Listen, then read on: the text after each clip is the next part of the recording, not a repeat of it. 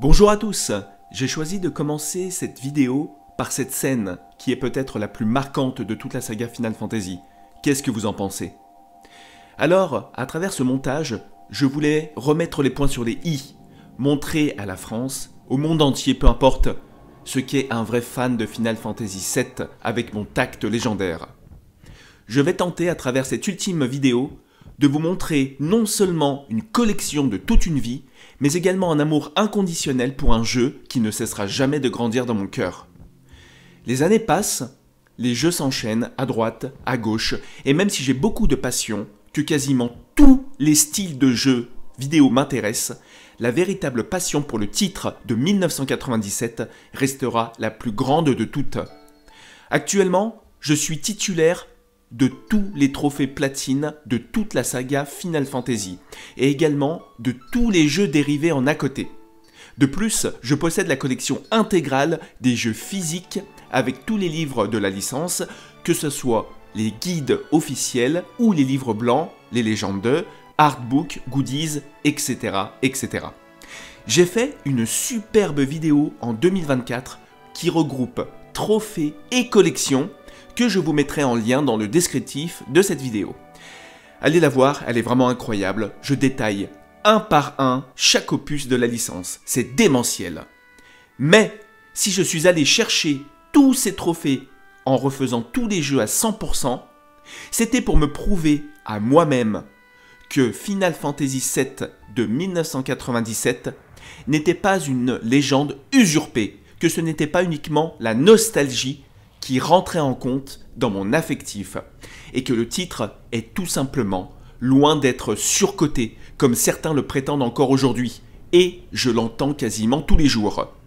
C'est un jeu qui dépasse l'entendement, tout simplement, et je pèse mes mots.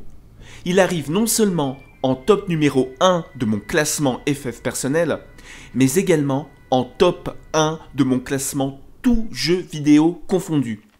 Et je peux vous dire que j'en ai fait une chier dans ma putain de vie, avec actuellement beaucoup de trophées platine dans la besace. J'ai 100 trophées au total, sur tout style confondu, JRPG, horreur, action, soul-like, plateforme, FPS, etc. Dans cette vidéo, je vais vous montrer en détail le fruit de quasiment 30 ans de collection sur FF7. De l'original à la compile entière autour du 7e opus. Ensuite, on reprendra tous les points essentiels de ma fameuse partie titanesque et réalisée en 2019 que j'ai appelée la perfectissime partie de Franky Monkiki, qui, comme son nom l'indique, est bien au-dessus d'une perfect partie classique et que j'estime être l'une des plus complètes et des plus belles en France et peut-être même du monde. N'ayons pas peur de se jeter des fleurs.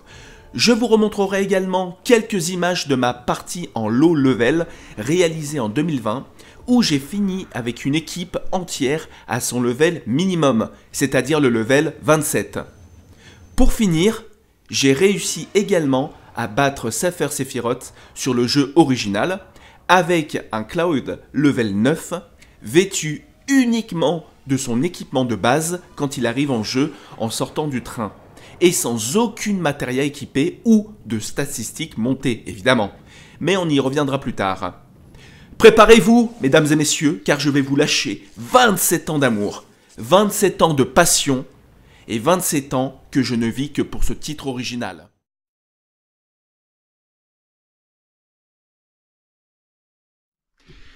Donc les copains, nous voici dans l'antre, là où j'ai grandi depuis toutes ces années. Là où j'accumule des collections et des collections entières. J'en ai de partout. Je vais vous faire un rapide tour du propriétaire de cette chambre et après on ira directement à l'essentiel sur la tour Final Fantasy. Je vais avoir mal au cœur si un jour je me sépare de tout ça. Là, il faut savoir que ce n'est pas chez moi, c'est stocké donc chez la maman. Et ben un jour, toutes ces vitrines, je vais devoir les mettre quelque part. Et oui, on est tous un peu pareil. Prendre un box, avoir un garage pour pouvoir les entreposer. J'aimerais bien pouvoir les exposer. Mais bon, ça c'est encore une autre affaire. Allez, c'est parti. Donc là, quand je vous dis qu'il y en a de partout, donc là, vous voyez toute la partie Final Fantasy. J'ai toute la collection entière, donc qui s'accumule. Du manga, du Gladiator, parce que je suis également fan de Gladiator, des consoles, la Nintendo avec les jeux que j'ai gardés. La partie PlayStation, putain, ça s'accumule avec la manette 30e anniversaire, manette 20e anniversaire, les PlayStation 2, PlayStation 3, toute la partie God of War qu'il faut que je réagence, la partie Metal Gear Solid, là du jeu d'hiver, du manga, encore du God of War, toujours plus de God of War, les jeux qui s'accumulent. J'ai à peu près 20 titres sous blister que j'ai pas fait sous PlayStation 5. La DeLorean, belle, hein. Les jeux PS3, donc les jeux PS2, des jeux PS1, Alien, je suis assez fan, j'ai des choses assez collector d'Alien. Voilà, bon bref, et la partie Dragon Ball, que je vais évoquer dans une autre vidéo, juste après celle que je vais faire sur FF. Je vais présenter toute la partie Dragon Ball, en hommage à Akira Toriyama, mais c'est pas le sujet de la vidéo. Vous voyez, il y a la partie bouquin, FF7. Donc là, ce que je vous propose, c'est qu'on visionne la tour figurine en priorité, et on fera toute la partie bouquin puriste en deuxième. Regardez, elle est là. C'est beau, hein. Donc alors, la fameuse tour FF7. Comment je l'ai construite? Déjà, on va attaquer en haut avec, ça, c'est la première figurine que j'ai eue. Une des premières figurines que j'ai eues de Clad. Donc, forcément, elle trône en tête de gondole. Petit trophée fait par un copain à moi, en 3D. Mon premier exemplaire d'FF7, il est même fissuré, mais je le garde, c'est trop collector. Là, derrière, on a la version Deluxe de Remake, donc collector. On a l'édition collector de Rebirth, avec la figurine de Sephiroth. Petite lumière, sympa. C'est plutôt à la mode. Donc ça trône aussi en tête de gondole. Et donc là, on va passer tout de suite à la partie la plus incroyable de ma collection. Et je pèse mes mots, les copains. Ça, vous voyez, toutes ces figurines 3D. Officiellement, Square Enix en a sorti quelques-unes. J'ai eu la chance de rencontrer un mec sur Londres, en fait, qui faisait de l'impression 3D. Il allait arrêter concrètement, et il faisait quelques figurines. Je lui ai envoyé des plans, et il m'a dit, ok, je vais te les faire.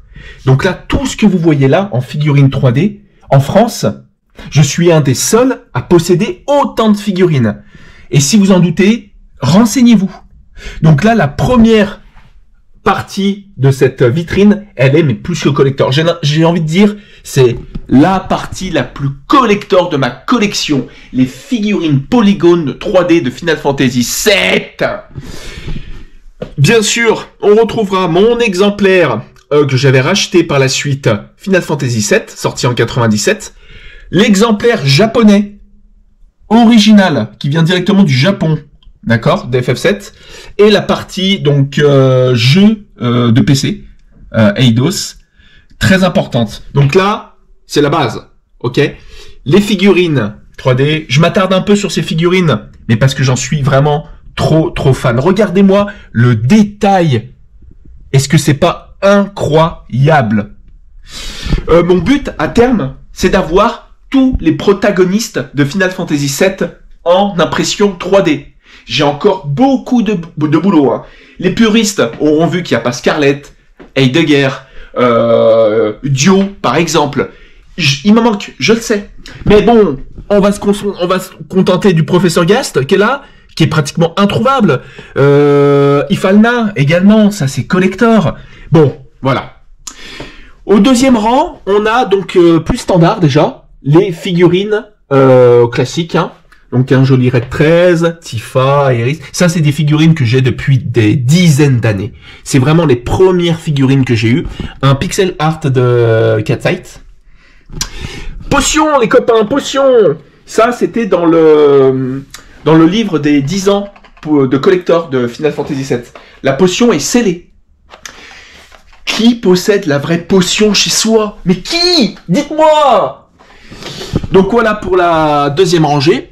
Troisième rangée, qu'est-ce que nous avons? Donc on a Zack, Sid, Rude, Reno, on a Tsung en petite J'ai acheté sur le site de Square, ça. J'ai trouvé ça sympa. Encore un Anaki. J'ai ça aussi, j'ai acheté ça d'un mec sur le groupe FF. Directement du Japon. Compile de stamp. J'ai trouvé ça super sympa et assez collector. C'est donc validé et dans la vitrine. Ok, on passe au quatrième rayon. Alors, on a Dirge of Cerberus version PS2. On a le Crisis Score de 2008 sur PSP et on a la version donc remake qui est sortie après. Ça, messieurs dames, c'est un jeu officiel. En fait, il a été produit en Chine. Il est opérationnel, hein. Il marche. Hein. Donc ça vient de Chine. C'est juste incroyable. FF7 en version pixel sur NES. Donc complètement opérationnel. Advent Children, Airgaze. Vous connaissez, il est encore blisté. Vous connaissez celui-là. C'est le premier crossover qu'il y a eu sur Final Fantasy VII. Un jeu de combat. Donc avec des personnages, on retrouve notamment Clad et Sephiroth. Mais j'ai trouvé ça indispensable dans une collection FF7. Parce que on parle d'FF7. Hein. Une tasse, que j'aime beaucoup. Le CD audio de toute la compile d'FF7. Alors j'ai pas le vinyle, parce que j'ai pas le lecteur vinyle, mais j'ai au moins la musique. Classique, du moins. FF7 Intergrade avec le remake normal. Putain, le mec, il avait même racheté les éditions, quoi. Et derrière, je me penche. Hop. Alors, qu'est-ce qu'on a ici? Un Bahamut. Un Rufus en pixel. La moto de Clad. L'arme diamant. Je sais pas si vous la voyez bien. Un Bahamut. Et alors ça, messieurs, dames, ça reste... Je vais pas faire le con. Collector, mais de chez Collector. Je sais pas si c'est pas la pièce la plus chère.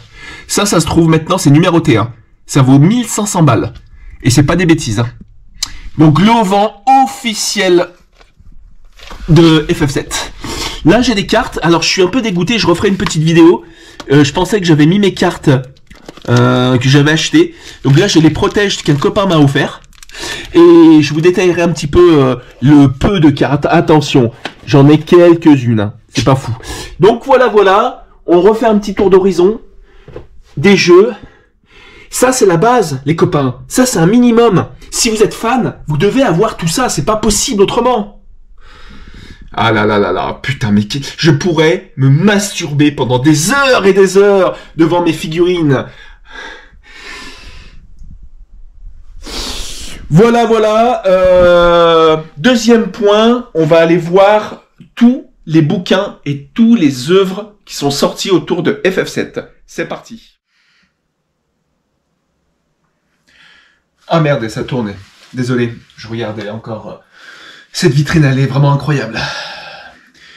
J'ai une petite bosse dans le pantalon. Bon, on va présenter maintenant la partie bouquin, comme je vous l'ai expliqué. Donc je vais revenir un petit peu en détail, mais sans trop m'attarder non plus sur les œuvres, parce que ça intéresse pas tout le monde. C'est vraiment en fait le fignolage du purisme à l'état pur. Tu suis le délire. C'est parti, je commence par la pièce numéro 1 que tout le monde recherche, je ne sais pas trop pourquoi, mais c'est à la mode. Le guide officiel, donc d'origine. C'est une des pièces les plus chères, je vous cache pas. Bon, c'est vraiment parce qu'il le fallait que je l'ai acheté, même si c'est vraiment très loin d'être la pièce centrale de ma collection. Derrière, déjà plus sympa, le guide officiel japonais. Ah, là tu te dis, ah ouais, moi j'ai le guide français, j'ai le guide anglais, mais là, est-ce que t'as le guide japonais dans ta collection, toi qui te dis fan de FF7?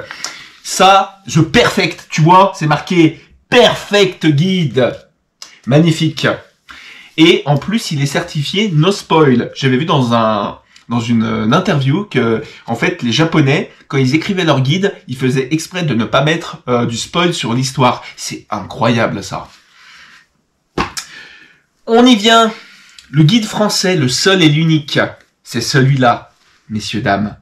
Et là, vous dites, mais putain, mais merde, c'est pas celui que j'ai à la maison. Mais parce que tu sais pas, tu connais pas. C'est le guide officiel du site ff7.fr. il a été réalisé par un fan qui m'a même personnalisé le bouquin.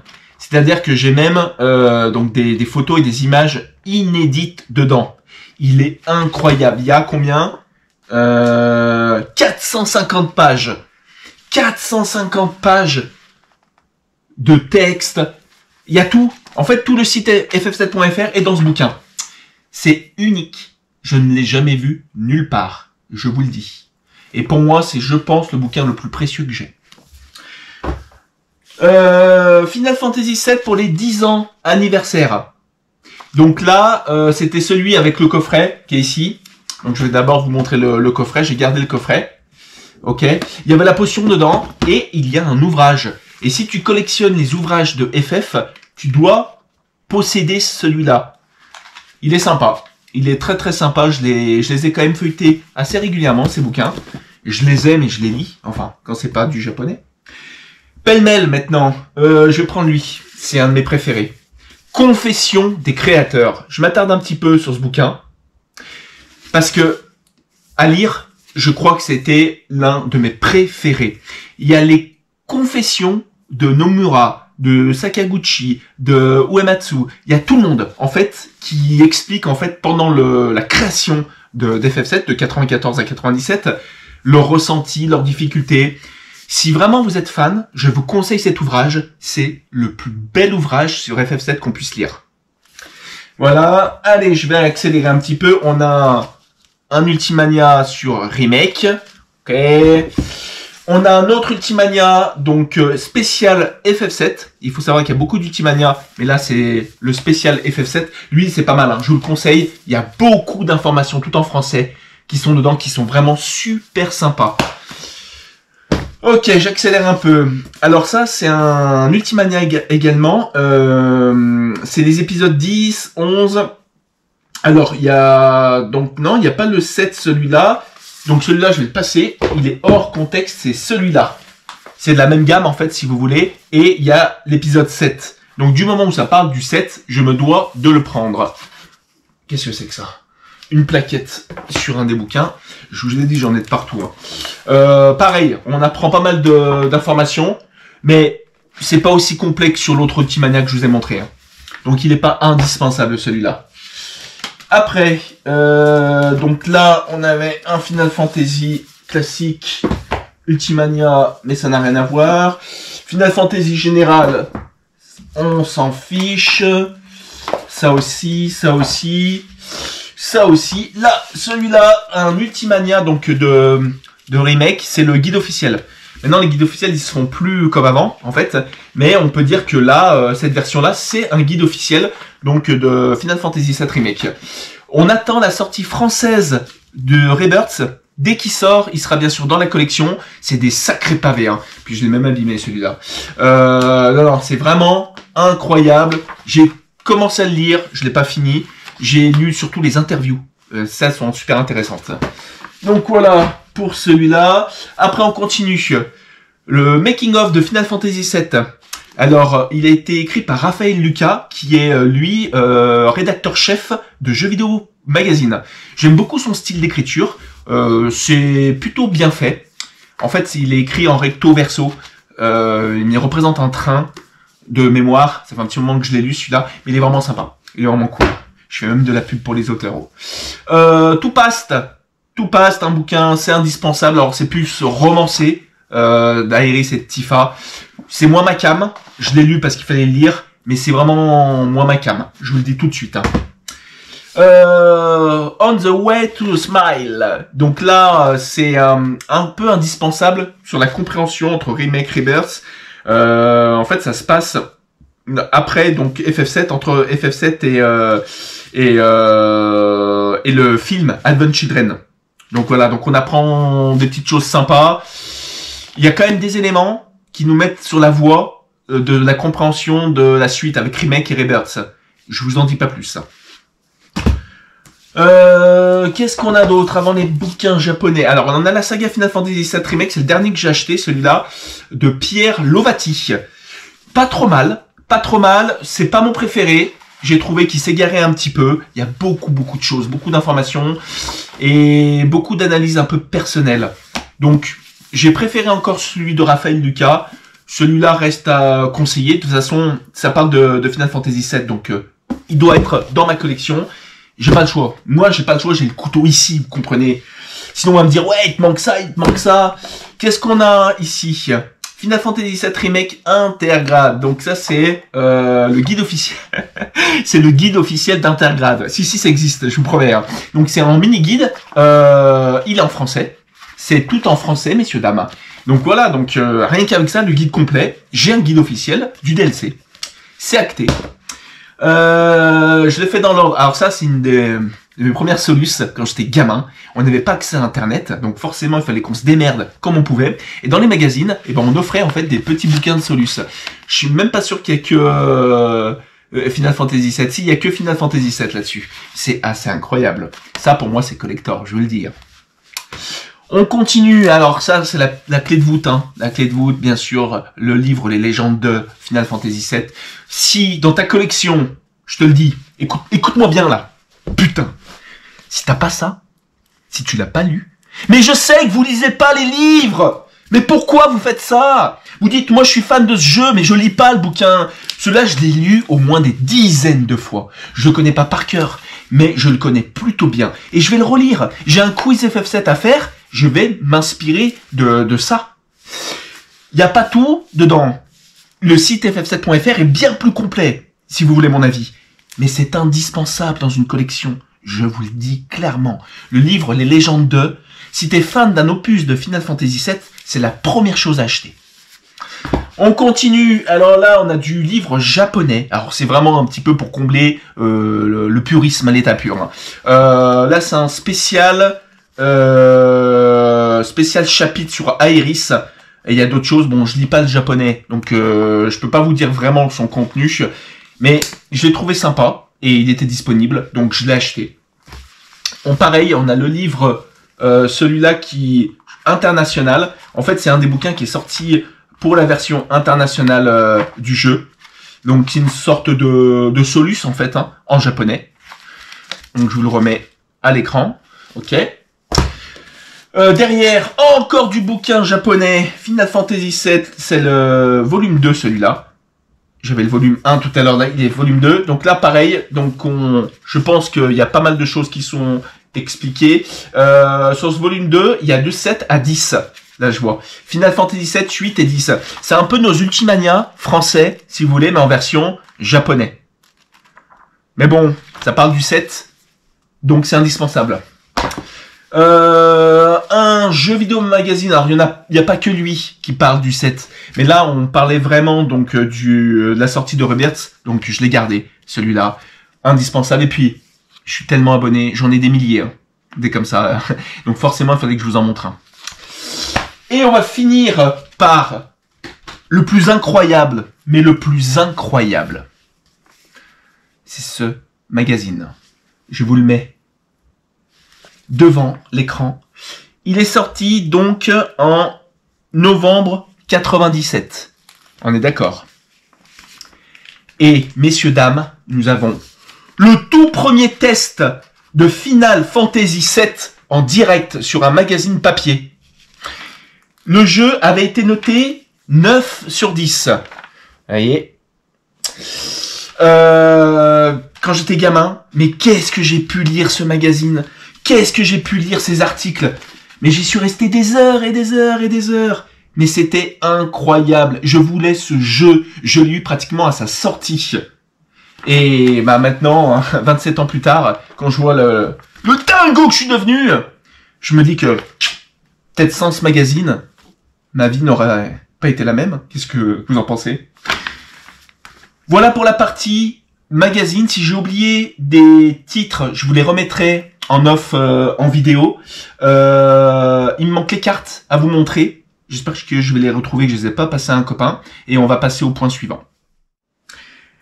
Eh ben non, on n'est pas encore parti de la chambre, parce que j'ai failli omettre de vous présenter le coffret. Mais comment j'ai pu oublier cette pièce?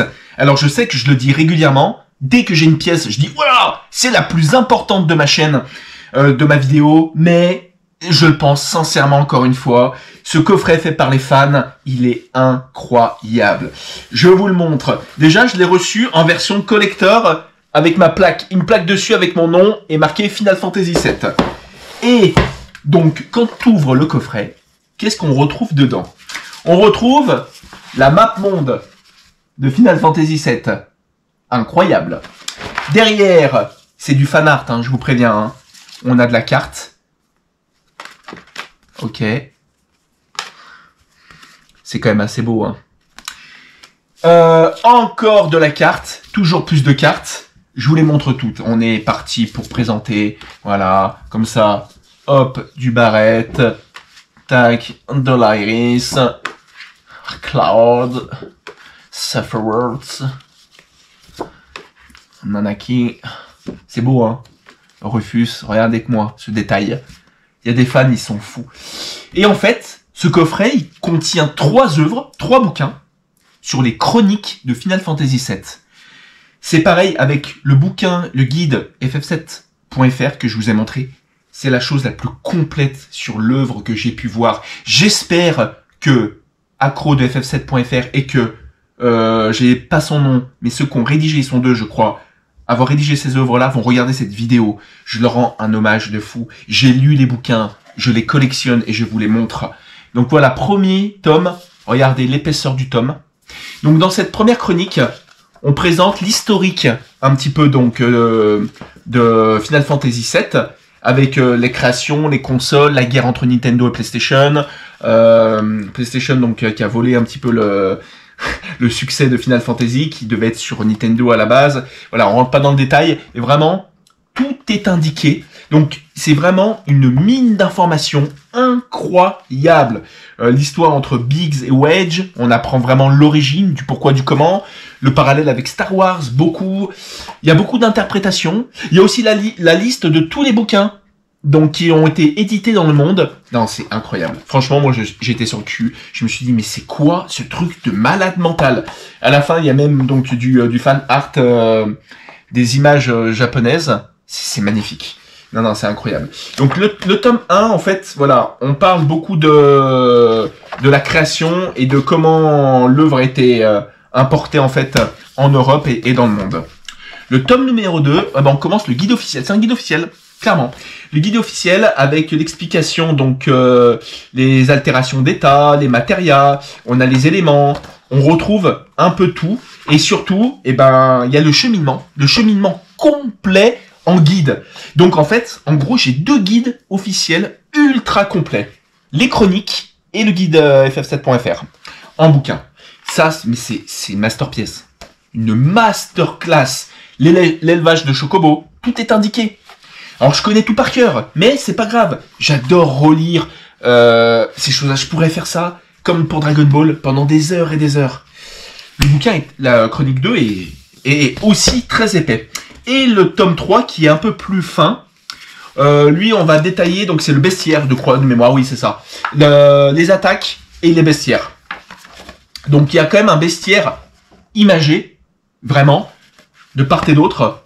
Par secteur, là on a le temple des anciens, donc on a tous les monstres répertoriés, leurs faiblesses, et ainsi de suite. Ce qu'on retrouve sur le net, mais là j'ai vraiment une œuvre complètement dédiée à tout ça. C'est génial.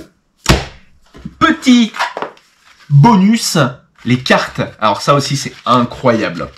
Les copains, quand j'ai vu ça, j'ai fait « Oh ouais, j'ai mis un peu d'argent, mais je comprends. Hein. » Donc on a en fait les différentes cartes. On a des villes. On a les personnages. J'essaie de vous le mettre à l'écran. Donc en fonction de tout ce qu'on retrouve, en fait, Odin, les invocations, la Daytona, la moto de Clad. Mais vraiment, ils ont pensé à tout. Il y a même les lieux mythiques, Genova. Donc en fait, les cartes sont des informations. Genova est une entité extraterrestre, blablabla. Et en fait, voilà. Donc pareil pour la création de mon quiz, que je vais faire plus tard, je vais m'inspirer de ces cartes. C'est incroyable. Franchement, ils ont fait un boulot de malade mental. Donc très très content de ce petit coffret qui est vraiment une des pièces les plus collector de ma collection. Voilà les copains, on va pouvoir enchaîner. Voilà les cartes que j'ai retrouvées qui étaient finalement chez la maman. C'est un copain à moi qui m'en a passé. Alors j'avais acheté le set de démarrage de FF7, et puis il m'en a passé quelques-unes. Alors, j'ai pas tout le full set des cartes. Comme je vous ai dit, je suis un joueur de base de Magic. J'ai essayé un petit peu le TGC, la Final Fantasy. De base, c'est pas mal du tout. Beaucoup de similitudes avec Magic. Donc voilà, je sais pas trop où je vais sur les cartes. Est-ce que je me lance sur une full collect FF7? C'est plutôt bien parti. Et ce serait classe d'avoir un classeur avec toutes les cartes de toutes les éditions. Je vais me rapprocher du copain qui s'y connaît plutôt bien, qui va bien m'aiguiller sur tout ça. Voilà les copains, donc les cartes pratiquement en full.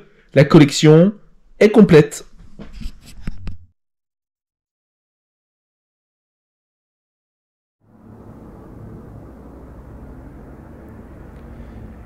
Donc nous revoilà, les copains, petit 2, voyons les trophées des titres accessibles sur cet opus et de sa compile. Quand on se dit vraiment réellement fan de Final Fantasy VII.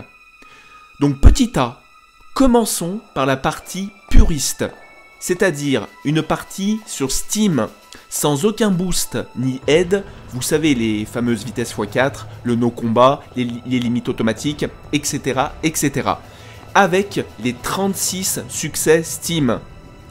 Ce 100% sur Steam, je l'ai fait avec ma fameuse Perfectissime Party que je vous détaillerai plus tard. Le tout avec un patch de retraduction, c'est important de signaler, et ça fait la différence avec la version PlayStation classique qu'on a connue en 97.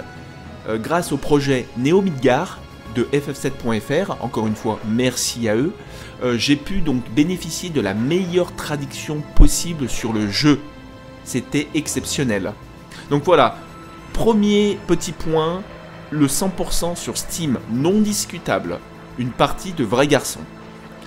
Petit B, maintenant on retrouve le trophée platine FF7 sur PlayStation. Donc c'est la même version que celle de Steam, ok, sauf qu'il n'y a pas la retraduction. Et il y a une petite différence au niveau des trophées. Je crois que donc il y a 36 succès Steam contre 32 trophées sur PlayStation. Donc il faut avoir les deux déjà pour être complet. Vous pouvez me comprendre. Donc là, on sort du cadre de l'original avec le petit C, c'est-à-dire le trophée platine de Final Fantasy VII Remake. Sorti en avril 2020. Une grosse attente autour du jeu, une grosse attente de ma part également, et ben j'ai pas été déçu. Alors, ce n'est pas le sujet ici de parler du remake et de sa suite. J'ai fait d'ailleurs une superbe vidéo avec un pote sur ma chaîne YouTube. Je vous invite à aller la voir, elle a pas mal de vues, où on explique vraiment notre ressenti, les différences qu'il y a avec l'original. On est deux fans depuis 27 ans, donc elle est très intéressante à regarder. Voilà, fin de la parenthèse. Platiné le 26 avril 2020 de mémoire, ce fut une superbe expérience et c'est indispensable au palmarès si on se dit fan de Final Fantasy VII encore une fois. Donc les copains, ce point est validé. Qui dit platine de Final Fantasy VII Remake dit également d'avoir le 100% de son DLC de la partie intergrade avec l'épisode intermission avec Yuffie. Alors je ne l'ai pas précisé juste avant, Final Fantasy VII Remake, faut savoir que c'était non seulement le premier platine de la licence Final Fantasy pour moi, mais également mon premier platine tout court. Voilà, je n'en avais pas jusqu'à présent. En 2020, c'était vraiment le déclic de me dire je vais platiner déjà toute la licence et je vais faire un full set sur Final Fantasy VII. Pour ce DLC, c'est avec lui que j'ai terminé. C'est-à-dire que je l'ai eu début d'année 2024 de mémoire. C'est un des premiers jeux que j'ai fait de cette année-là. Je suis pas trop DLC. Il faut le dire que j'ai été agréablement surpris. La maniabilité de Yuffie m'a beaucoup plu. Et donc, je me suis dit, allez, c'est la première fois que tu fais un DLC. C'est pour Final Fantasy VII. Fais-toi violence, vas-y. Et pour moi, Je vous le dis, c'est indispensable. Si t'as pas le 100% du DLC de Yuffie, t'es pas un vrai fan de Final Fantasy VII. Ce n'est encore une fois que mon ressenti, évidemment. Et nous voilà maintenant avec un épisode qui plaît beaucoup à la communauté. Sorti initialement en 2008 en Europe de mémoire sur PSP, le remaster de Crisis Core est arrivé en décembre 2022, que j'ai fait pratiquement de suite. Épisode sympa, 300 missions qui sont un peu longues pour le platine, c'est mon ressenti, mais vraiment un épisode de cœur également. Zach, je crois qu'il est apprécié de tous. Ils ont fait quand même un superbe travail sur ce remaster. Ça a été décrié à droite, c'était décrié à gauche. Moi, j'en garde que le positif et j'en suis très content. Encore une fois, platine accessible, donc indispensable pour tout fan de Final Fantasy VII.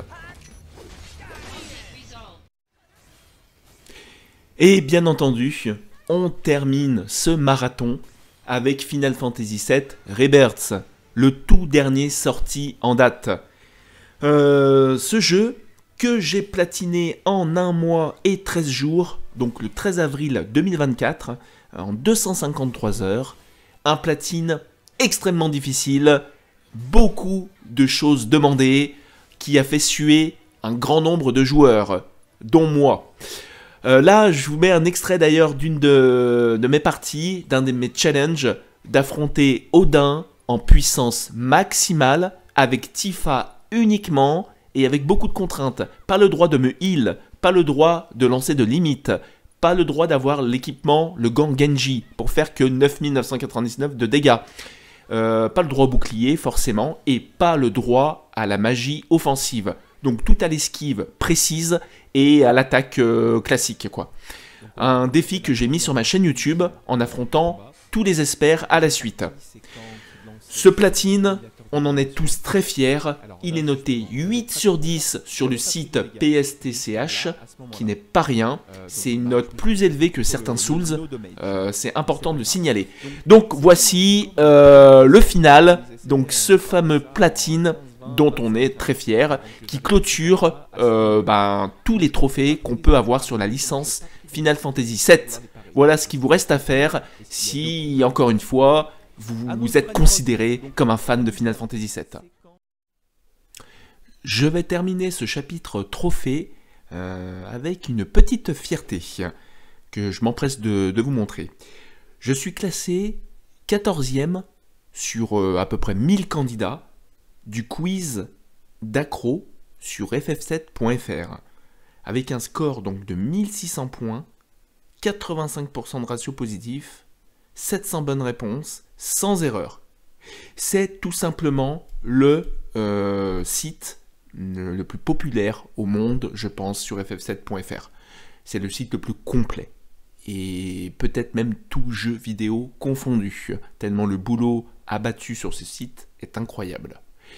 Donc voilà, donc comme je vous disais, 85% de ratio positif, 1600 points. Vous voyez là, les 2 premières places sont prises par Accro lui-même. C'est le créateur du site, hein, donc forcément il se devait d'être premier. Avec 3300 points, ça va être très dur à détrôner. Mais il y a beaucoup de participants. Et c'est des questions qui sont extrêmement difficiles. Sur le pourcentage de défense, sur les matérias associés. Finalement, il y a très peu d'histoire, en fait, des questions sur le scénario. Et je vous en parlerai en fin de vidéo. C'est un de mes projets futurs sur Final Fantasy VII. Donc là, on fait comme on peut pour essayer de faire un minimum d'erreurs. Donc là, je suis assez fier de mon classement. J'essaierai de monter, j'essaierai d'atteindre ce fameux top 5 qui me paraît pas impossible, mais il va falloir cravacher encore un petit peu.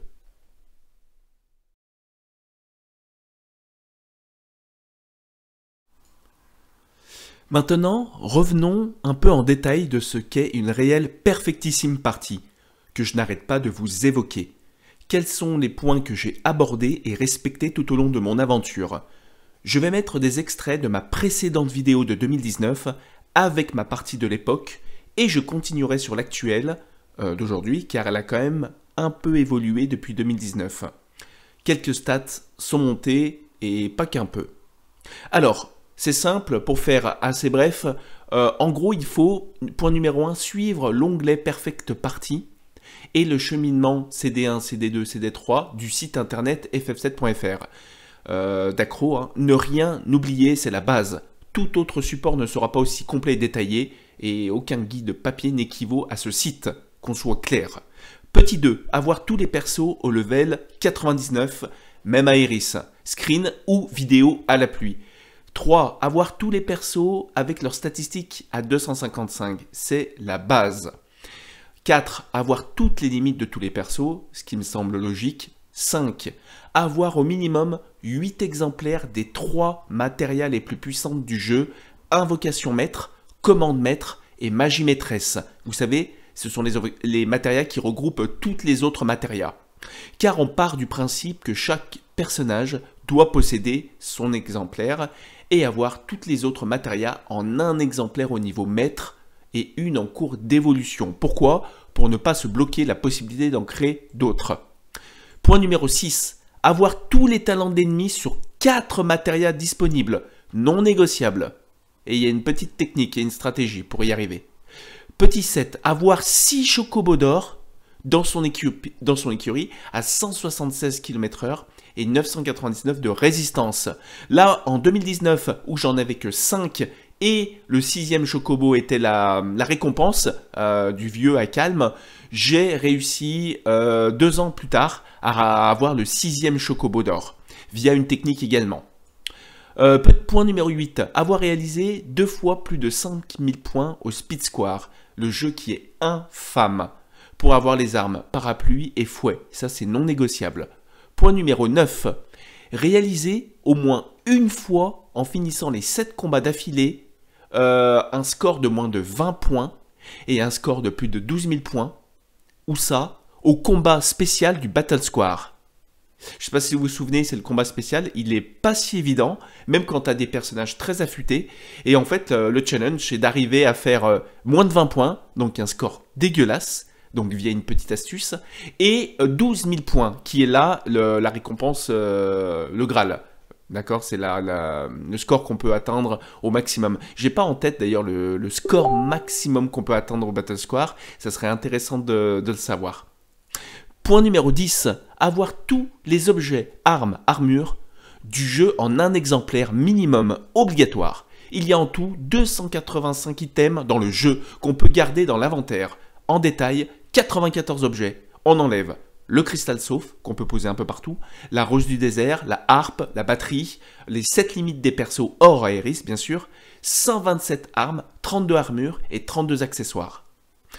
Avoir, point numéro 11, et ça c'est le plus difficile du challenge, avoir tous les items du jeu en 99 exemplaires, avec en priorité les 31 objets duplicables uniquement par vol ennemi. Et ça, j'essaierai de vous l'expliquer un petit peu plus en détail que sur ma précédente vidéo. Plus grand évangile, pour la limite de l'Aéris.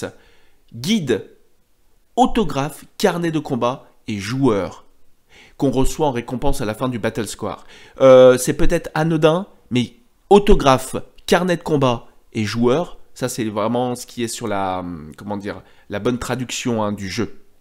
Et ben c'est mouchoir, je crois, dans la version PlayStation de 1997. Bon bref, tout ça pour vous dire que c'est ce qui est de plus long. J'ai fait plus de 300 combats, je crois, juste pour avoir ces items-là. Parce que c'est un au hasard sur 3 à la fin de chaque combat. C'était juste infâme, horrible, et je veux plus jamais refaire ça de ma vie. 12. Bloquer les compteurs. 99h59 minutes de jeu, on est d'accord, c'est quand même quelque chose d'assez réalisable. N'importe qui a fait une partie même un peu poussée a dépassé largement ce quota. Avoir 10 000 GP au Battle Square, posséder au moins 1 milliard de Gilles, la limite avant un reset est de 4 294 millions. On a le temps d'y voir. Je ne sais plus là combien je suis sur ma partie actuelle. On va le découvrir ensemble. 13. Monter la matériel sous-marin au maximum d'AP. Et oui, effectivement, elle est déjà au niveau maître, mais on peut monter ses AP. Donc le but avant un reset, c'est de se rapprocher de ce quota-là. 16 777 000.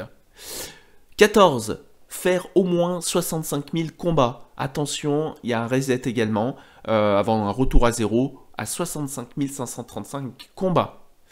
Et bien sûr, battre toutes les armes, c'est évident. Petit bonus, en 15, se rapprocher au plus près des 999 999 999 d'expérience pour tous les personnages. Effectivement, une fois le level 99 atteint, on peut continuer d'augmenter son expérience. Voilà, donc je vous ai montré en détail ma feuille de route. Et maintenant, place justement à la partie en commençant par des extraits de ma vidéo de 2019.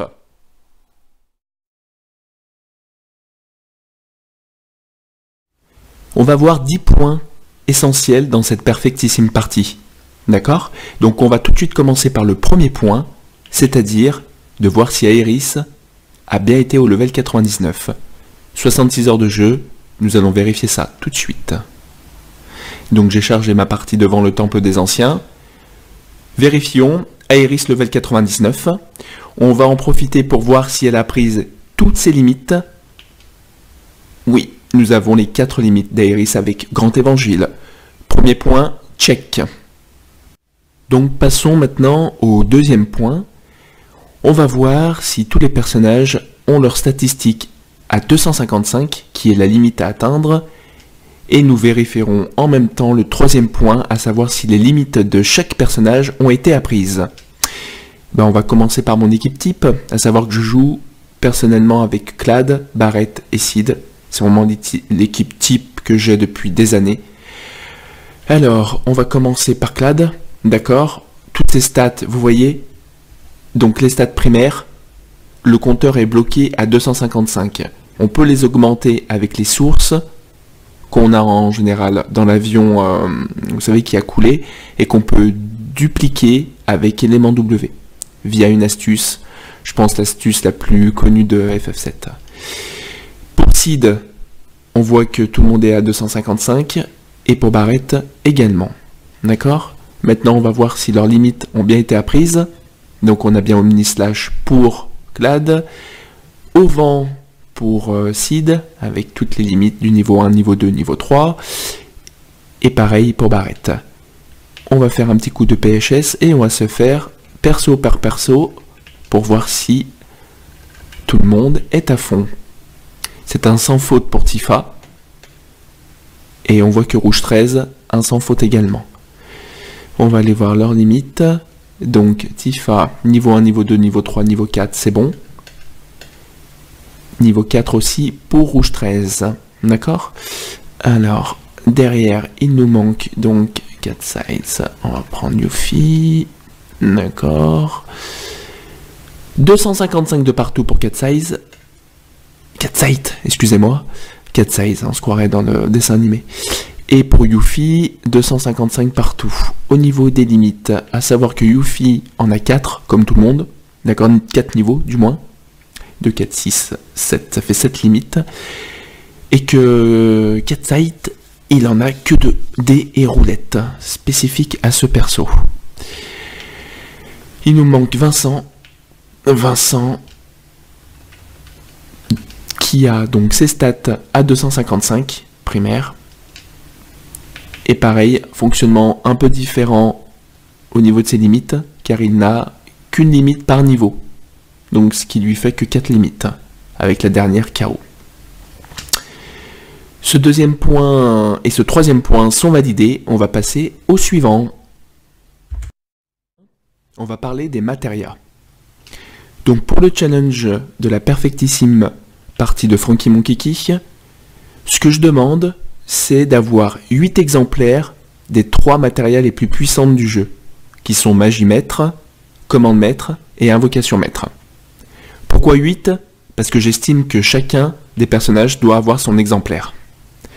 Et je demande en plus d'avoir une matéria au niveau maître et celle en cours d'évolution de la matéria niveau maître qu'on a montée. Comme ça, on ne se bloque pas la possibilité d'en créer de nouvelles. Alors on va voir un petit peu comment j'ai organisé un petit peu mon inventaire, d'accord? Donc on a les magies vertes qui sont les matériaux de magie. D'accord? Donc vous voyez, à chaque fois, il y a une matériau au niveau maître avec une autre en cours d'évolution.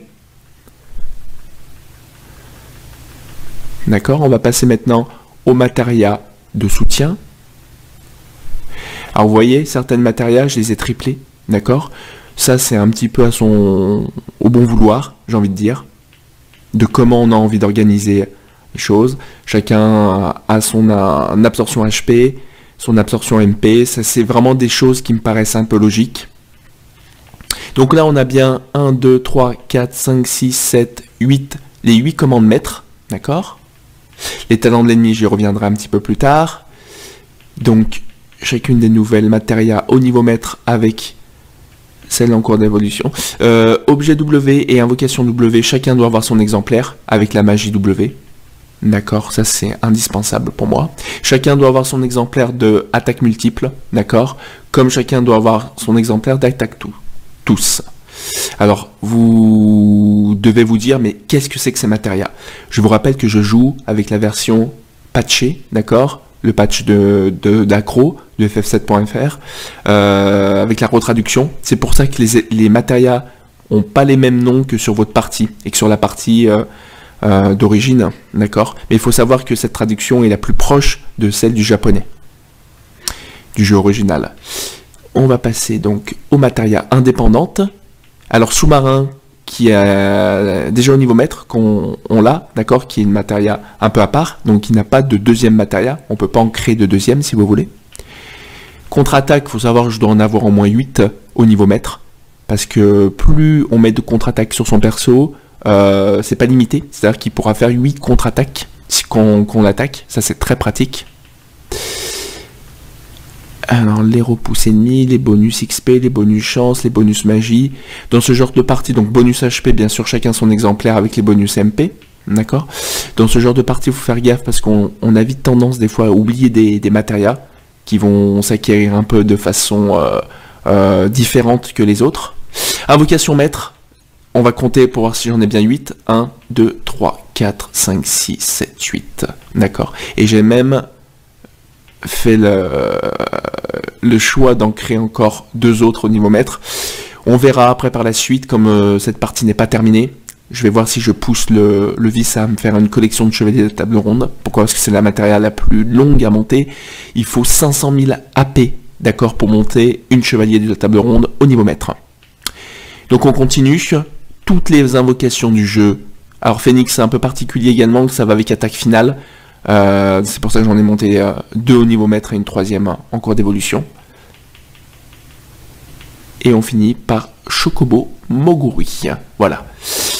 Ce que j'ai fait, c'est que j'ai stocké des matériaux sur certains persos, d'accord? Comme je vous ai dit, les contre-attaques. Voilà, donc on a la possibilité d'en stocker en plus de l'inventaire. C'est quand même assez pratique, d'accord? Et je vous conseille de faire comme ça. Ce 4e point est validé.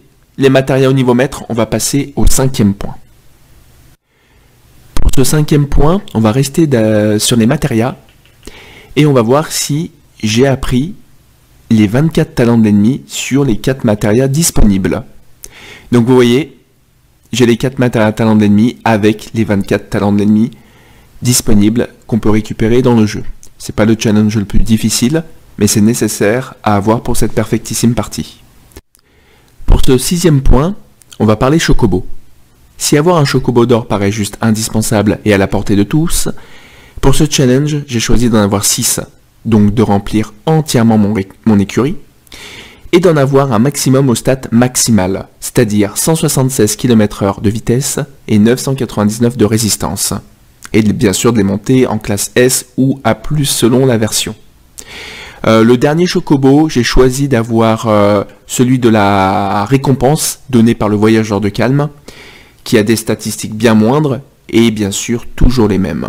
Alors comme ça serait trop long d'aller vérifier chocobo par chocobo Gold Saucer, d'accord, j'ai fait des screenshots de mes chocobos.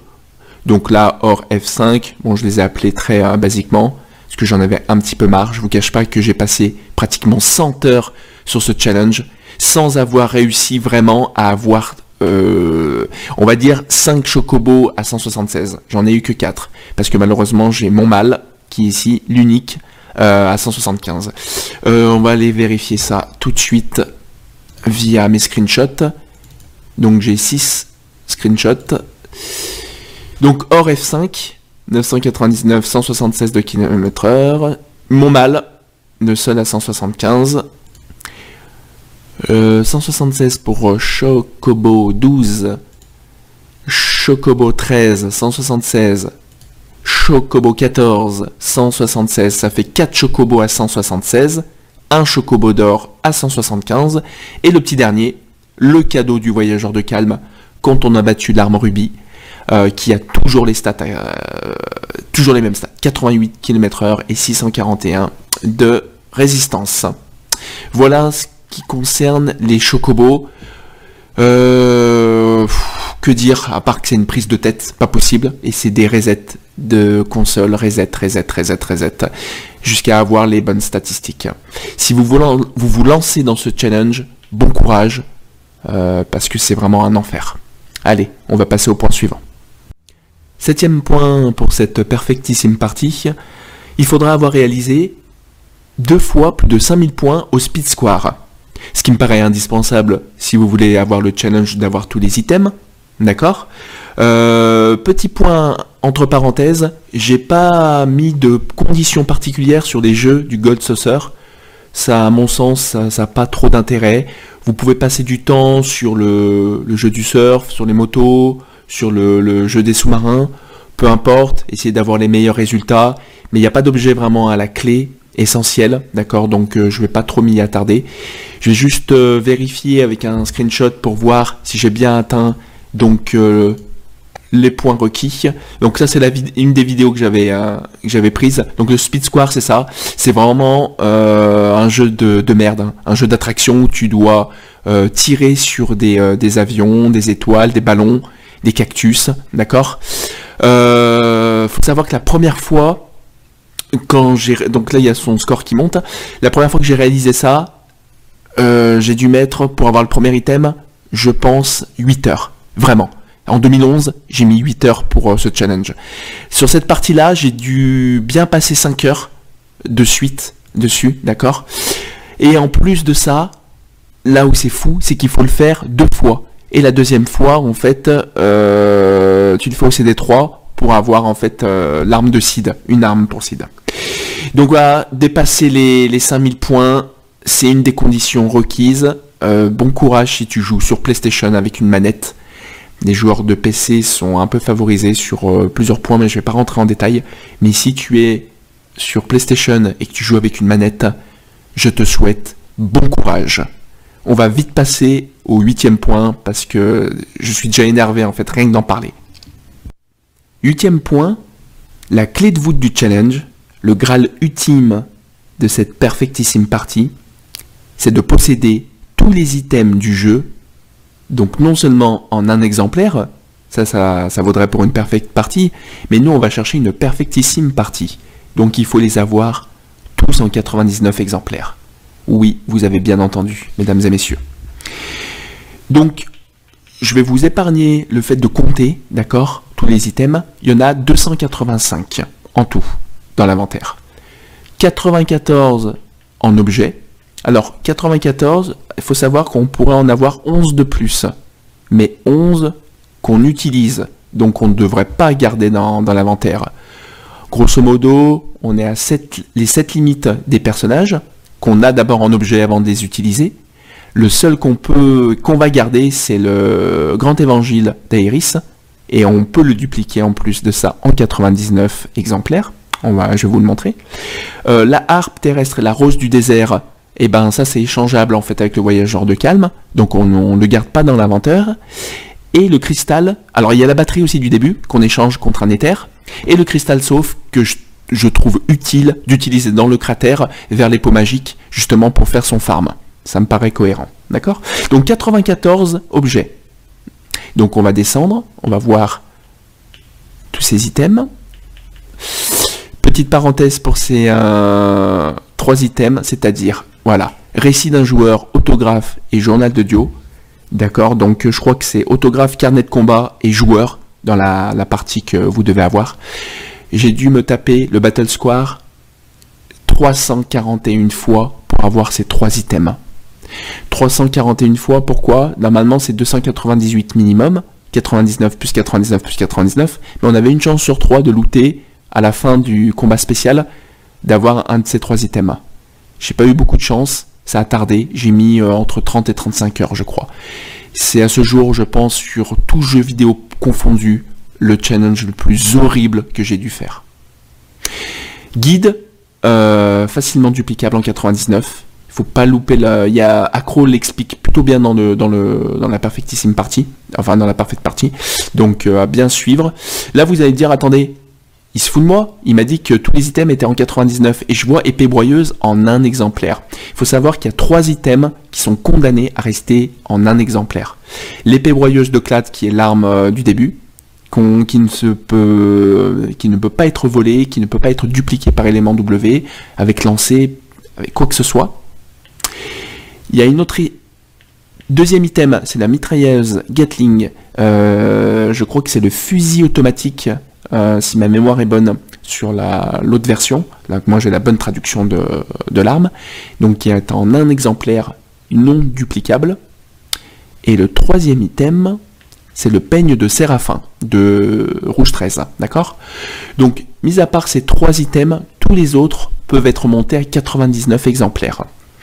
Alors quand vous voyez 98 comme là, l'unité c'est que j'ai équipé en fait la dernière arme sur le personnage concerné, d'accord? Donc on va descendre, donc j'en étais où? Ah voilà, donc 94 objets, 127 armes, d'accord?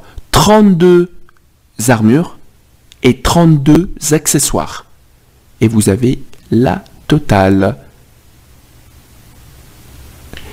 On va descendre, voilà. Challenge assez intéressant, parce que la moindre erreur aurait pu me coûter la partie. Et là où ça a été compliqué, c'est surtout les items que j'ai dû dupliquer par vol ennemi. Il y en a 31 en tout. Donc j'ai dû vider l'inventaire à son maximum. Je me suis tapé, en fait, si vous voulez la petite anecdote, tous les magasins du jeu où j'ai vendu en fait tout ce qui était possible d'acheter. Donc j'ai tout revendu. Parce que j'ai suivi quand même la perfecte partie d'accro à fond. Je me suis pas soucié de la fin. Je savais pas où j'allais encore. Et je me suis dit, on verra ce qui se passe à la fin si j'ai tenu le choc. Arrivé en fin de partie, j'avais plein d'items. Donc j'ai tout revendu, d'accord? J'ai vidé, j'avais quand même, je crois, 105 items dans l'inventaire. Donc je suis allé voir les voleurs. Parce que c'est une technique un peu particulière pour ceux qui ont vu ça sur le site d'accro. On se fait en fait voler un item par un ennemi, d'accord? Et au moment où on le tue, eh ben, on se fait restituer l'item et on applique la duplication par élément W. Donc sur ces 31 items, j'ai dû le faire sur 105 items.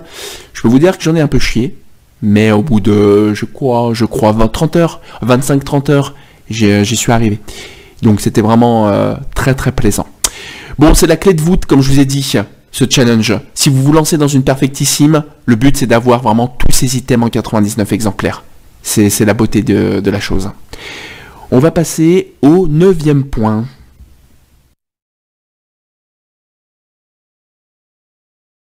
Nous revoilà en 2025 avec ma partie actuelle pour vous montrer un petit peu ce qui a changé.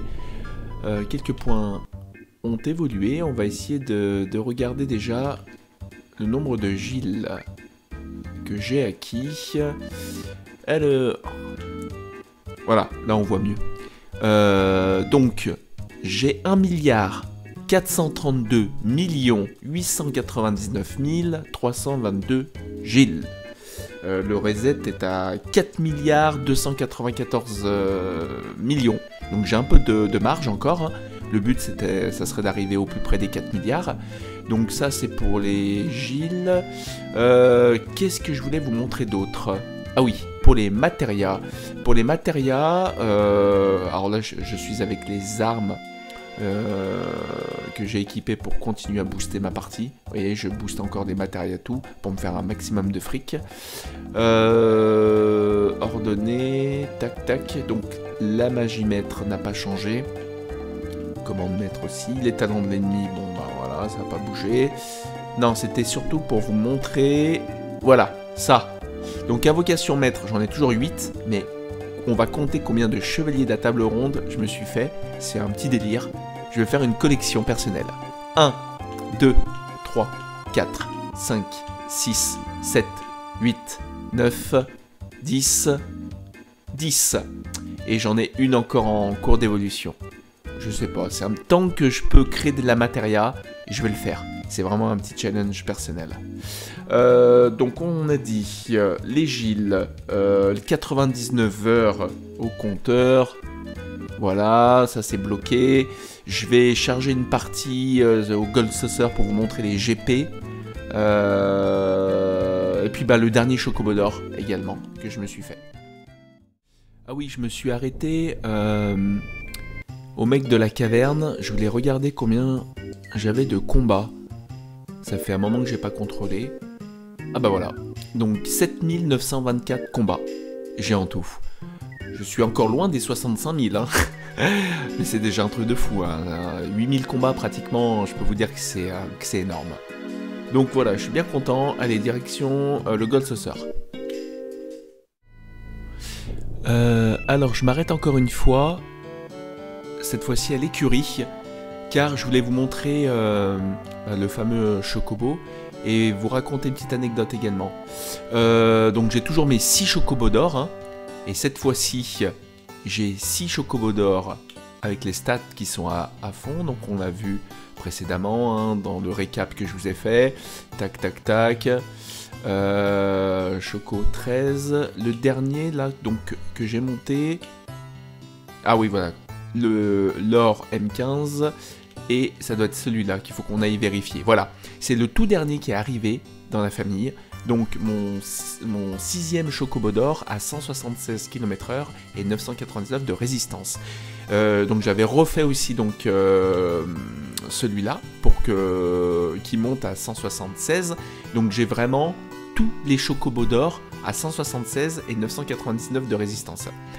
Et c'est une petite anecdote, j'espère que mon cousin regardera cette vidéo, c'est grâce à lui.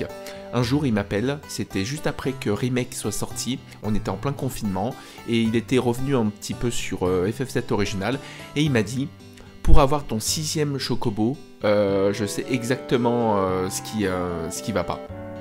En fait il a fait des tests, mais c'est incroyable. En fait, ici là, et que je me rappelle bien exactement, j'avais tout noté sur un papier. En fait, avant de rentrer ici, quand tu rentres dans cette image, il faut que tu marches, que tu cours, que tu marches, que tu cours. Et en fait, en fonction du nombre de pas que tu fais pour aller jusqu'à Chocobil, là, enfin le grand-père, et ben tu dors en fait à l'auberge ou tu ne dors pas à l'auberge. Ça change en fait le step counter de tes accouplements de Chocobo. C'est pas des conneries ce que je suis en train de vous raconter.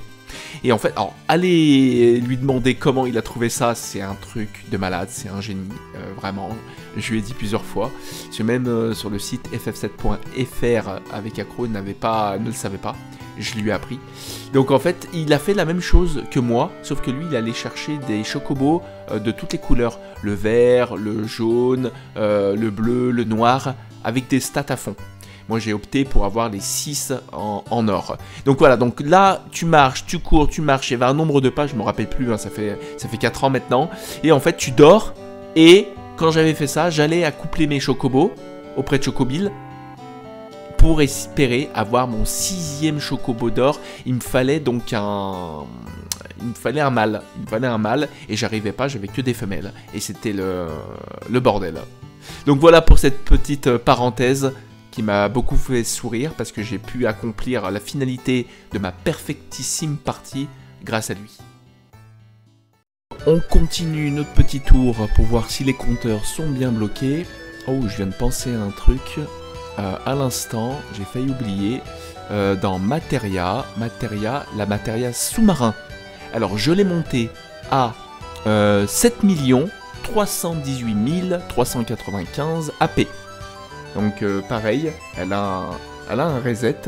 Je vais essayer de m'en approcher le plus possible. Je crois que c'est 16 millions, je crois, le reset. Bon, ça c'est un détail. Je voulais vérifier quoi? Je voulais vérifier le nombre d'AP. Non, d'AP. De GP. 10 000 GP. On le voit là. Ici, le compteur est bloqué. Pas de souci. Et je vais vous garder sur cette vidéo. On va aller voir les stats de mon dernier Chocobo. Alors, on va vérifier que je vous ai pas menti. Hop. Inscris-moi. Lequel vais-je inscrire? Donc, on va vérifier le dernier qu'on n'avait pas vu sur la précédente vidéo. Hors F16, on va vérifier qu'il est bien en catégorie S. Ça, c'est fait. Ok. La longue ou la petite course, la petite. Bonne chance. Et voilà, on y est. 176 km/h, 999 de résistance. J'ai bien mes 6 chocobos d'or à fond. Et on revoit le nombre de Gilles que j'ai en dessous là. Voilà pour tous ces points. Je crois ne rien avoir oublié. S'il y a quelque chose qui me revient, de toute façon, je referai un petit rajout de vidéo. Si, j'ai oublié de vous montrer en fait que mon mâle, celui qui était à 175, eh ben, j'en ai refait un à 176. Voilà, donc j'ai bien l'or M15 et le 16 à 176 et 999 de résistance. Pour les plus, comment dire, tatillons d'entre vous qui auront remarqué ce petit détail. Donc voilà, la boucle est bouclée, 6 chocobos d'or à fond. Et donc je terminerai ce dernier point pour cette perfectissime partie par, je vous en ai parlé en introduction, l'XP que j'aimerais atteindre final. Donc pour l'instant mon clad est à 42 902 986 points d'XP. J'aimerais atteindre manuellement, sans l'aide de quoi que ce soit, hein, de triche ou quoi que ce soit, au moins avec clad, d'atteindre les 999 999 999 points d'expérience. Je sais pas, ça prendrait, normalement on avait calculé avec un copain 38 ans, je crois, de jeu. Faut jamais dire jamais, pourquoi pas. Donc voilà, donc je pense que j'ai un des clads qui a le plus d'XP en France, parce que ça, clairement, ça ne sert strictement à rien. Faut se dire que quand même, une fois atteint le level 99, j'ai continué à XP comme un malade pour essayer de monter ce chiffre-là. Mais ça fait partie de la complétion, ça fait partie des malades mentaux du jeu, voilà. Et c'est un des objectifs. Voilà en ce qui concerne donc cette perfectissime partie. On va pouvoir passer au point suivant.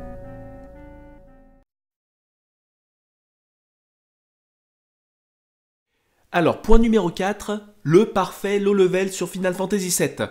Qu'est-ce que c'est? C'est de finir avec une équipe au level 27-28 maximum. Explication. C'est le level en fait minimum que toute l'équipe peut atteindre si on respecte bien les choses. Effectivement, les personnages gagnent de l'expérience même s'ils ne sont pas dans l'équipe. Donc théoriquement, on pourrait finir avec 3 personnages qui auraient un level bien plus bas. Mais le but, c'est d'être uniforme.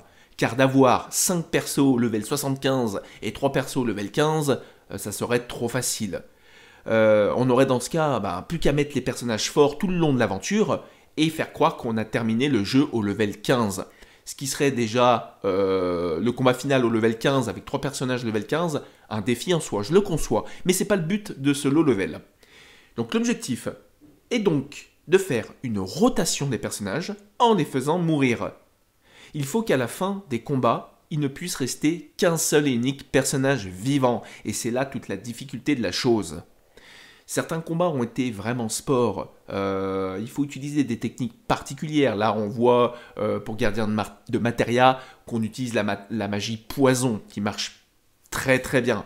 Là, pour le combat de la Porte des Démons, bah, ça tombe très bien. Premier vrai défi de ce level, Porte des Démons au Temple des Anciens, qui donne parfois des sueurs dans une partie normale, et ce qui est vrai. Normalement, on est level 35-40. Mon Clad, lui, il est level 9, sans parler des autres. Là, ce qui est intéressant, c'est qu'Aerys, Aerys, elle va nous quitter à la fin du Temple des Anciens. Et donc, ce qui est cool, c'est que justement, on peut finir les combats avec elle pour qu'elle endosse un maximum d'expérience. Ce qui permet justement aux autres personnages de ne pas en prendre. Donc voilà, c'est vraiment la technique et la clé de ce low level. Aerys sur la majeure partie du CD1. Là, ce combat, il est vraiment difficile. Chaque rotation est calculée. Il ne faut pas faire n'importe quoi. C'est les objets qui font la majorité des dégâts. Bien sûr, sur FF7, les speedrunners connaissent très très bien la méthode. On y va à coups de grenades, de bras de bombes, et etc. etc. C'est un challenge qui est vraiment gratifiant. Je vous encourage vraiment à tenter un low level sur Final Fantasy VII.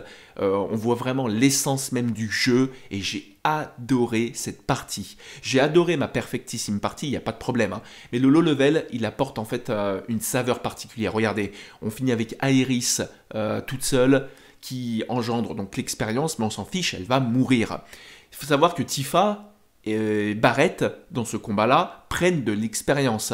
Ils sont pas dans le combat, mais ils sont pas morts. Voilà pour ce low level. Je vais continuer avec quelques extraits de boss, notamment le boss porte-armure, qui est une vraie plaie et qui est le combat le plus difficile du jeu. Et ce qui est drôle, porte-armure, c'est un boss qui n'est pas marquant dans Final Fantasy VII. Toi qui écoutes la vidéo, qui est peut-être fan sans plus que ça, tu dois te dire mais je me souviens même plus de ce boss. Vous allez voir que ce boss c'est vraiment technique. Il a en fait une attaque qui s'appelle Laser Lapuli, je crois. Et c'est une attaque qui ignore en fait toutes les défenses. Enfin, t'as beau être reculé, t'as beau te mettre une barrière, si tu veux, bah, tu prends le maximum de dégâts. Et donc ça peut te one-shot. Il y a un coup de chance sur ce combat-là, mais on va y revenir. Je vais mettre le combat là par la suite. Donc voyons, bah ça c'est des extraits de ma partie, vous avez pu le comprendre. Voyons un petit peu la suite. Je vous mettrai le combat contre Sephiroth à la fin en entier.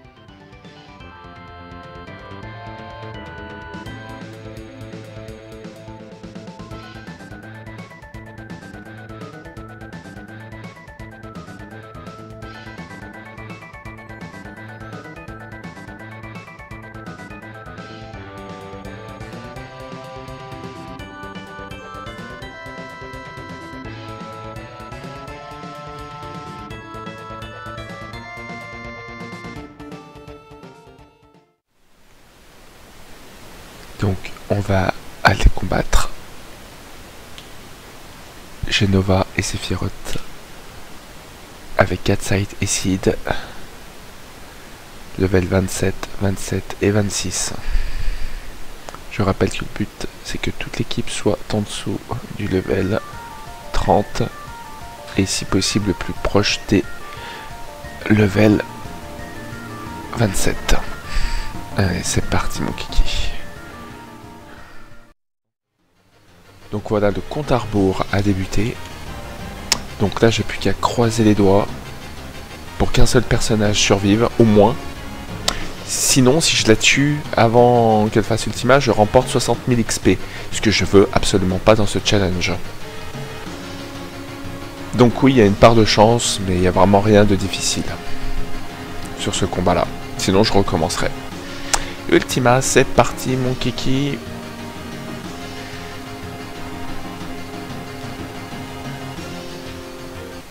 Et ben je peux continuer l'aventure. Donc vous voyez bien 0 XP, je reste à 27, 26 et 27.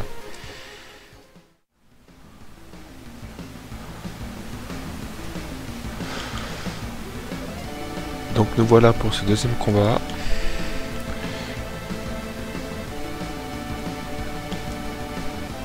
On va faire la même chose que pour Genova. Donc se mettre des barrières en hâte et le bombarder d'écailles.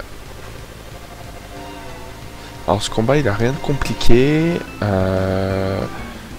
surtout quand on a une équipe avec un level inférieur à 35. Donc on a le choix qu'à une seule équipe.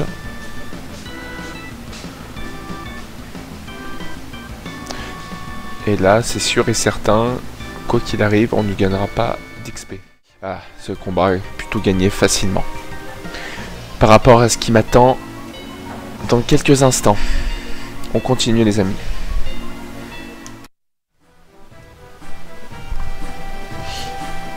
Donc les copains, le vrai challenge commence maintenant.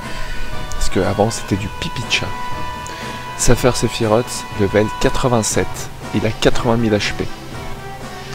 D'accord. Donc il a un schéma qui est assez classique.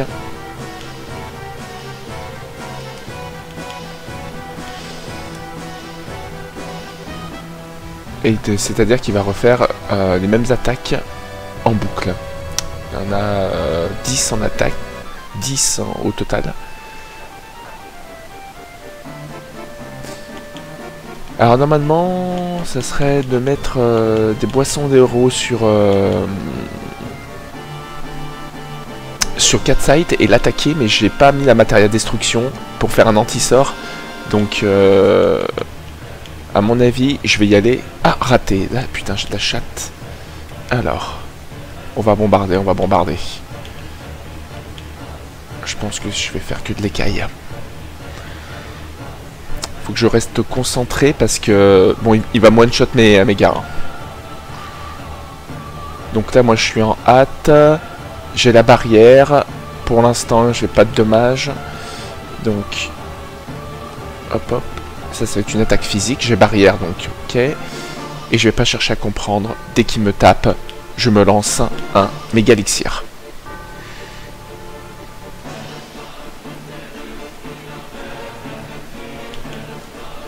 Je suis plutôt détendu, pas stressé, je sais exactement comment l'affronter. Si je fais pas d'erreur normalement. Hein.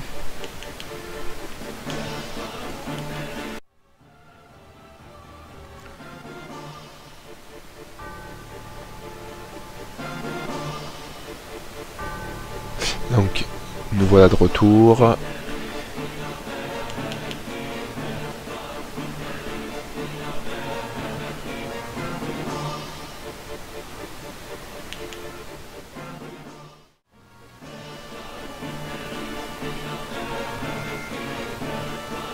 Il peut me faire encore des surprises. Ouais, j'ai relancé les barrières un peu vite, j'avais pas vu que j'étais... Faut pas que je me déconcentre.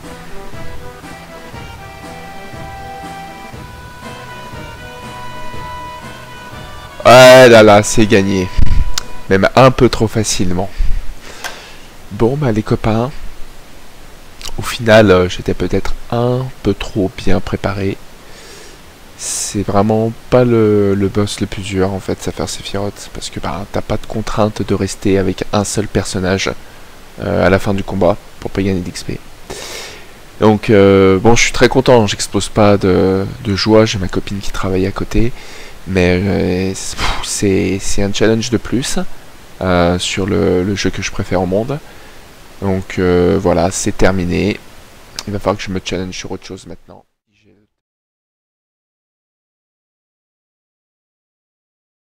Point numéro 5. Petit délire, on va conclure cette vidéo dans son plus simple appareil. Nous voici sur ma chaîne YouTube et j'ai repris une de mes précédentes vidéos.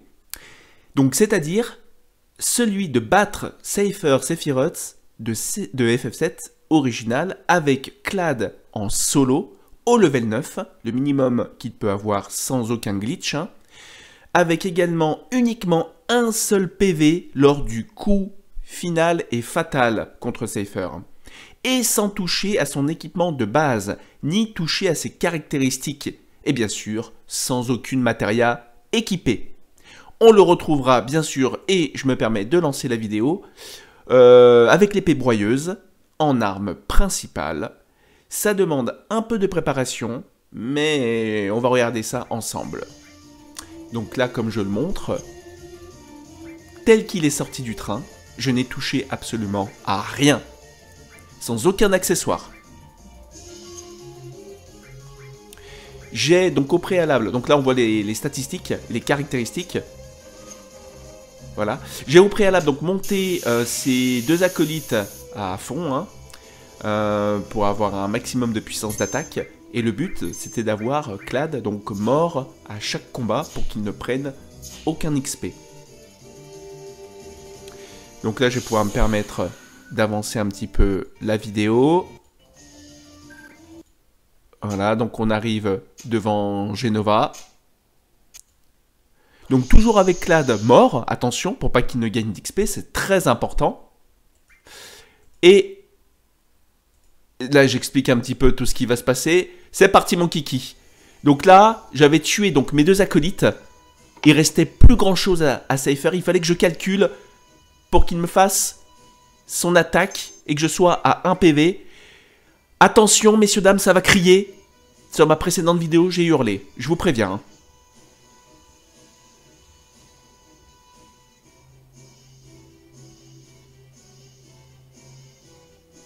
Oh oui!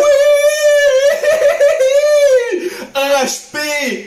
Le minimum possible et inimaginable! Oh oui! Donc, oh les calculs de savant! Ah saloperie! ah, j'étais Ah, excité. je t'ai fait les fesses comme il faut! 354 HP. On ne peut pas faire Oh oui! moins Oh putain! en arrivant devant ce boss-là. Et je C'est voulais ça qui est bon! également, donc, infliger le minimum de dégâts sur sa dernière attaque. Donc là, j'explique que j'ai pas monté mes stats à 255, tout blablabla. Et voilà, donc en fait, ne pas faire d'Omnislash, bien sûr, et de faire l'attaque. Et la surprise, c'était à quel chiffre je vais faire. Quelle est la toute dernière parti. attaque minimale que Clad peut faire peut à pas Cypher faire dans ces conditions? Le minimum que ce que vous allez voir. Épée broyante, bijoux de bronze, aucun accessoire, le minimum de stats possible. Donc j'attends la contre-attaque. Et voilà, 103. 103 HP enlevés à Cypher. C'est le minimum qu'on puisse faire sur une partie de FF7 original.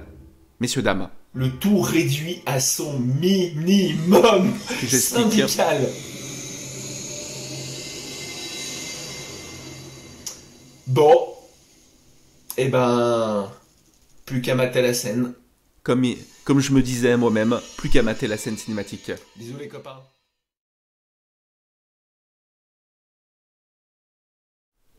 Mesdames, messieurs, on arrive au terme de cette longue vidéo. En ce qui concerne le futur, est-ce que j'ai encore des projets sur Final Fantasy VII? Eh bien la réponse est oui. J'ai pour but de créer un quiz personnel centré sur l'œuvre de base, c'est-à-dire sans la retraduction, comme ça tout le monde sera logé à la même enseigne, telle qu'on l'a connue sur PlayStation en 1997. Avec des questions exigeantes, mais en lien avec le scénario et les personnages. Je rajouterai des questions autour du développement du jeu également, appuyées par tous les ouvrages que j'ai pu lire. Je m'appuierai également énormément sur le site ff7.fr, encore une fois pour changer la Bible et la référence sur le titre, je n'y reviens pas. Je ferai un quiz aussi complet et précis que ce que j'ai pu faire sur Dragon Ball, pour ceux qui me connaissent bien et qui ont déjà participé à mes quiz.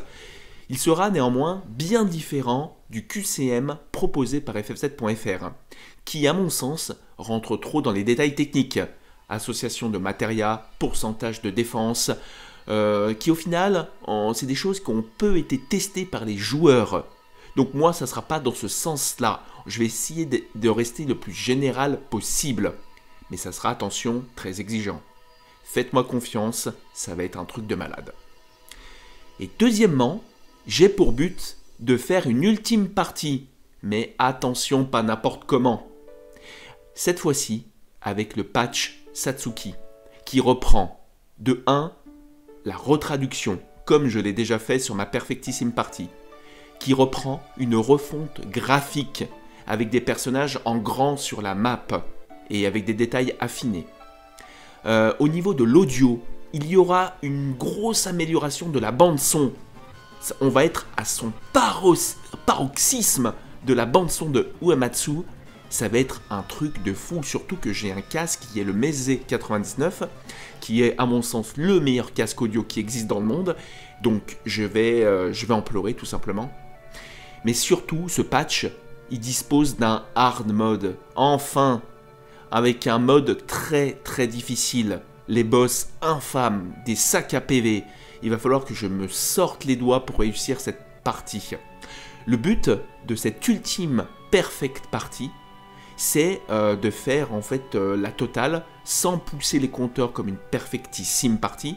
Mais je vais essayer d'aller par exemple chercher le level 99 pour Aeris, d'aller chercher tous les objets en un exemplaire, matéria, équipement, etc., etc. Ça va rester très costaud à réaliser, attention à ne pas sous-estimer.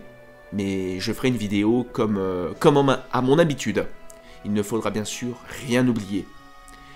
Comme on dit, la boucle sera enfin bouclée. Il faudra juste attendre la sortie de la partie 3 du remake. Et à ce moment, je me referai tous les épisodes de toute la compile. Les spin-offs, les films, les animés. Je jouerai même aux jeux mobiles, si possible sur PC. Je pense à Ever Crisis en français. Il y a des patchs qui sont sortis déjà, donc je me le ferai en entier. Avant de relancer ce troisième opus, je vais faire un tour de malade mental en n'oubliant rien du tout. Je referai en fait une petite vidéo justement comment préparer le troisième opus.